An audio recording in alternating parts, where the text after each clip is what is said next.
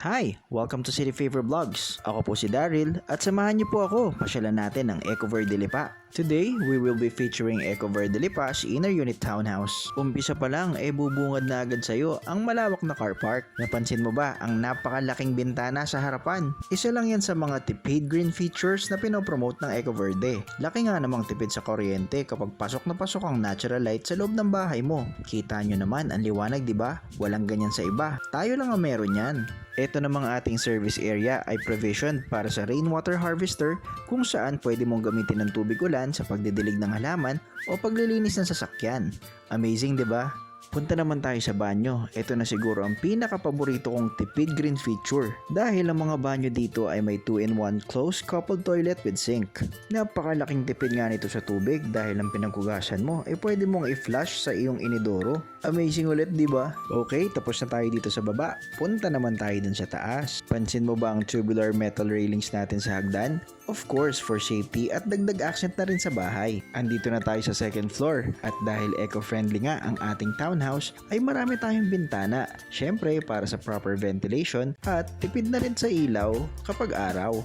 Ito ang ating toilet and bath dito sa second floor at ang aking paboritong inidorong may lababo. Parang medyo off, no? Tawagin na lang natin toilet with sink para masosyal.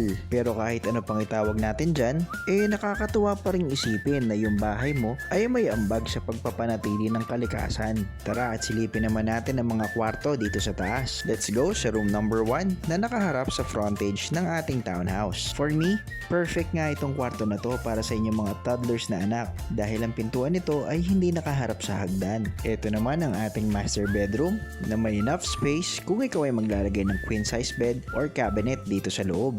Napansin nyo rin ba ang wooden grills sa labas ng bintana? Yan ang ating sunbreaker. May natural light pa rin pero mas lessen nga lang kasi para hindi mainit sa kwarto. Andito na tayo sa pangatlong kwarto at katulad ng mga naunang kwarto, syempre may bintana rin dito facing the service area sa baba. At iyon ang ating quick house tour sa ating Eco Verde Townhouse. Kung nagustuhan mo nga ang mga nakita mo sa ating house tour, ay paniguradong mas magugustuhan mo kung ikaw ay sasadya dito. Pero syempre, dapat kasama ako ha. But wait, there's more. Alam mo ba na 57,500 pesos lang ang babayaran mo at mapapasayo na ang unit na to? Magkasama na ang reservation at equity doon ha. At malilipatan mo na bago magpasko ngayong taon. O siya, mag-message ka na lang ha. Thanks for watching!